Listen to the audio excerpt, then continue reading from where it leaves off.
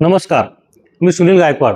आपण पाहत आहात आवाज जनतेचा, गल्ली ते दिल्ली, जनतेच्या प्रश्नावर थेट आणि निर्भीड आवाज. आजचा विषय महाराष्ट्रातील जवळपास प्रत्येक घराशी संबंधित आहे, कारण हा विषय आहे लाडकी बहीण योजनेचा. एका बाजूला महाराष्ट्रातील कोट्यावधी महिलांच्या खात्यात दरमहा 1500 रुपये जमा होत आहेत, तर दुसऱ्या बाजूला राज्याची आर्थिक परिस्थिती दिवसेंदिवस चिंताजनक होत असल्याचा दावा अर्थतज्ञ करत आहेत. एका बाजूला सरकार म्हणतंय ही महिलांच्या आर्थिक सक्षमीकरणाची क्रांती आहे, तर दुसऱ्या बाजूला विरोधक म्हणत आहेत ही निवडणुकीपूर्वी मतांसाठी सुरू केलेली सर्वात मोठी योजना आहे. पण आता या वादात आणखी एक मोठा मुद्दा समोर आला आहे. KYC पडताळणीमध्ये लाखो महिलांची नावे वगळली जात आहेत. काही माध्यमांच्या वृत्तानुसार आणि चर्चानुसार तब्बल 80 लाख महिलांच्या पात्रतेबाबत प्रश्नचिन्ह निर्माण झाल्याची चर्चा सुरू आहे. यामुळे अनेक महिलांमध्ये तीव्र नाराजी निर्माण झाली आहे. मग नेमकं सत्य काय? लाडकी बहीण योजना महाराष्ट्रासाठी वरदान की भविष्यातील आर्थिक संकट? आज आपण या योजनेचा संपूर्ण पंचनामा करणार आहोत. लाडकी बहीण योजनेचा लाभ ज्यांचा बंद झाला आहे त्यांनी काय करावं हेच आम्ही आजच्या व्हिडिओच्या माध्यमातून आपणास दाखवणार आहोत. लाडकी बहीण योजना राज्यातील लाखो महिलांना आर्थिक आधार देणारी ही योजना, विधानसभा निवडणुकीत चर्चेचा केंद्रबिंदू ठरलेली ही योजना आता नेमकी कोणत्या टप्प्यावर आहे? सर्वप्रथम या योजनेची सकारात्मक बाजू आपण समजून घेऊया. पहिल्यांदाच महाराष्ट्रातील अनेक महिलांच्या खात्यात थेट सरकारी मदत जमा होऊ लागली. अनेक ग्रामीण महिलांसाठी हे 1500 रुपये मोठी रक्कम आहे, कारण या रकमेतच घर खर्च, औषधोपचार, मुलांच्या शालेय गरजा, स्वतःच्या छोट्या मोठ्या गरजा यासाठी महिलांना कायम दुसऱ्यावर अवलंबून राहावे लागत होते. या योजनेमुळे अनेक महिलांना स्वतःच्या नावाने पैसे मिळू लागले. ग्रामीण बाजारपेठेत खर्च वाढला, लहान दुकानदारांचा व्यवसाय वाढला. अनेक कुटुंबांना महागाईच्या काळात थोडासा आधार मिळाला. म्हणूनच अनेक महिलांसाठी ही योजना खरोखरच दिलासादायक ठरली आहे. म्हणूनच अनेक महिलांनी या योजनेत सहभाग नोंदवला. पण वास्तव इतकं सोपं नाही. योजना जितकी मोठी तितक्याच मोठ्या अडचणी निर्माण झाल्या. या योजनेचे फॉर्म भरण्यासाठी महिलांना तासनतास रांगेत उभे राहावे लागले. सर्व्हर डाऊन झाले, कागदपत्रांच्या पडताळणीत विलंब झाला, बँक खाते आणि आधार लिंक नसल्याने अनेकांना पैसे मिळाले नाहीत. अनेक ठिकाणी दलाल सक्रिय झाले. मोफत असलेली प्रक्रिया पैसे घेऊन केली गेली. काही महिलांकडून 200 रुपये ते 500 रुपयापर्यंत घेतल्याच्या तक्रारीही समोर आल्या. यामुळे महिलांमध्ये नाराजी निर्माण झाली. मग आता आपण या दुसऱ्या मुद्द्यावर येऊया की KYC पडताळणी. सरकारने लाभार्थ्यांची माहिती पडताळणीची प्रक्रिया सुरू केली, कारण पात्र आणि अपात्र लाभार्थी वेगवेगळे करणे आवश्यक होते. मात्र याच प्रक्रियेत मोठ्या प्रमाणावर महिलांची नावे यादीतून वगळली जात असल्याच्या तक्रारी वाढू लागल्या.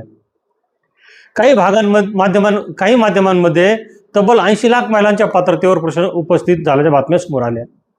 यामागील कारणं काय सांगितली जात आहेत? आधार लिंक नसणे, कागदपत्रांमधील विसंगती, उत्पन्नाचे निकष, इतर सरकारी योजनेतील लाभ, डुप्लिकेट नोंदी. पण महिलांचा प्रश्न वेगळा आहे. त्यांचं म्हणणं आहे की आम्ही नियमानुसार अर्ज भरला, 1.25 वर्ष पैसेही मिळाले, मग आता अचानक आम्हाला अपात्र का ठरवलं जात आहे? ग्रामीण भागात या विषयावर मोठी नाराजी दिसून येत आहे. अनेक महिलांना भीती वाटते की पुढील हप्ते बंद होतील की काय. काही महिलांचे म्हणणे आहे की त्यांना अपात्र ठरवण्याआधी योग्य माहिती देण्यात आली नाही. हा मुद्दा भविष्यात राजकीयदृष्ट्याही मोठा ठरू शकतो. आता सर्वात महत्त्वाचा प्रश्न असा आहे, हा पैसा येतो कुठून? या योजनेसाठी दरवर्षी अंदाजे 45 ते 46 हजार कोटी रुपयांपेक्षा जास्त खर्च अपेक्षित असल्याचे विविध आर्थिक चर्चांमध्ये सांगितले जाते. मग आधीच महाराष्ट्रावर लाखो कोटी रुपयांचे कर्ज आहे. अशा परिस्थितीत प्रश्न उपस्थित होतो, जर एवढा पैसा थेट अनुदानामध्ये खर्च झाला तर नवीन रस्ते, सिंचन प्रकल्प, धरणे, शाळा, रुग्णालये औद्योगिक गुंतवणूक यासाठी निधी कुठून येणार? अर्थतज्ञांमध्ये याबाबत मतभेद आहेत. काहींच्या मते हा खर्च सामाजिक गुंतवणूक आहे, तर काहींच्या मते हा दीर्घकालीन आर्थिक भार आहे. राज्यातील लाखो सुशिक्षित तरुण रोजगाराच्या शोधात फिरत आहेत. सरकारी भरती रखडल्याच्या तक्रारी आहेत. खाजगी क्षेत्रात संधी मर्यादित आहेत.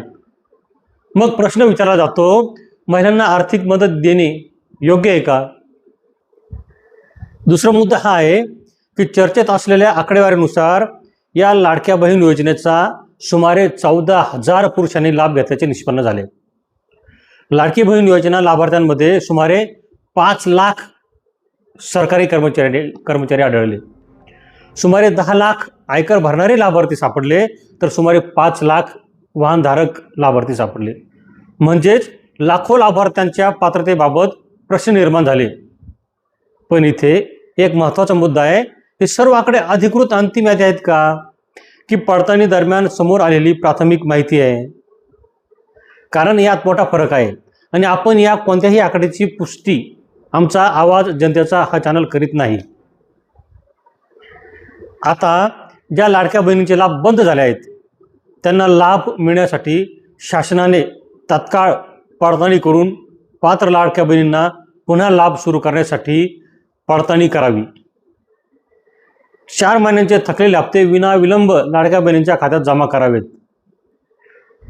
ज्या पात्र लाडक्या बहिणींचे लाभ बंद झाले आहेत, त्यांचे लाभ सुरू करण्यासाठी सध्या कोणताही पर्याय नसला तरी शासनाने या योजनेबाबत नवीन धोरण आखल्यास सर्वात अगोदर आम्ही आमच्या या आवाज जनतेच्या या चॅनलच्या माध्यमातून आपणास कळवणार आहोत. पण त्याचवेळी रोजगार निर्मितीलाही प्राधान्य दिले जात नाही. 1500 रुपये मदत महत्त्वाची आहे की रोजगार महत्त्वाचा आहे? पण कायमस्वरूपी रोजगार अधिक महत्त्वाचा नाही का? हा प्रश्न अनेक तरुण गावोगाव विचारताना दिसत आहे. या योजनेवर सर्वात मोठी टीका कोणती? तर ही योजना निवडणुकीपूर्वीच का सुरू करण्यात आली? सरकारचं म्हणणं असं आहे, हा निवडणुकीपूर्वीचा लोकाभिमुख निर्णय आहे. कारण लोकसभेला सपाटून मार खाल्ल्यानंतर सत्ताधाऱ्यांनी ही योजना सुरू केली. म्हणून ते असं म्हणतात की हा निवडणुकीपूर्वी लोकाभिमुख निर्णय आहे. मात्र सत्ताधारी याला विरोध करतात. हे असं सांगतात की ही योजना फक्त निवडणूक काळात निवडणुकीत लाभ घेण्यासाठी, मतांचा लाभ घेण्यासाठी सुरू केली आहे. सत्य काहीही असो, एक गोष्ट निश्चित आहे, लाडकी बहीण योजना महाराष्ट्राच्या राजकारणाचा केंद्रबिंदू बनली आहे. महिलांच्या हातात पैसे जाणे चांगलेच आहे, पण त्याचवेळी राज्याची आर्थिक शाश्वतता देखील महत्त्वाची. कल्याणकारी योजना आवश्यकच आहेत, पण त्या रोजगार, उद्योग, शेती, शिक्षण आणि विकास यांच्या जोडीने चालल्या पाहिजेत. आज प्रश्न फक्त 1500 रुपयांचा नाही, प्रश्न आहे महाराष्ट्राच्या भविष्यातील आर्थिक दिशेचा. लाडकी बहीण योजना खरोखरच महिलांचे जीवन बदलणार आहे का ती तात्पुरता दिलासा ठरणार आहे? आणि KYC प्रक्रियेमुळे नाराज झालेल्या लाखो महिलांचे काय? तुम्हाला काय वाटते? तुमचे मत कमेंटमध्ये नक्की लिहा. जय हिंद, जय महाराष्ट्र.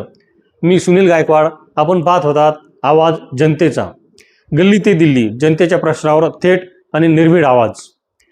आमचा व्हिडिओ आवडला असल्यास लाईक करा, कमेंट करा, आमच्या चॅनलला सबस्क्राईब करा आणि आपल्या लाडक्या बहिणींना हा व्हिडिओ नक्की शेअर करा.